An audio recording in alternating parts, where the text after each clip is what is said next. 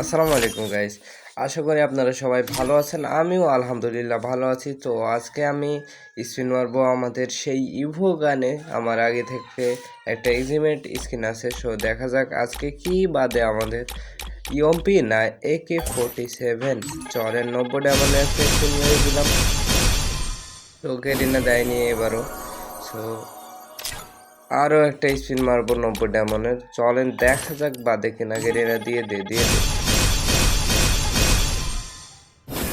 তো গাইজ বাদে নাই। সো আরও একটা 90 ডায়মন্ডের স্পিন মেরে দিলাম, দিয়ে দেও ভাই। সো তাও বাদে নাই, গেরিনা নিষ্ঠুর হয়ে গিয়েছে। সো দেখা যাক, আশা করি এক্সিমেট বাদে নাই। তো স্পিন মারবো আর একটা, চলেন ভাই। তারপরেও দেয় নাই ভাই, গেরিনা দিয়ে দেও।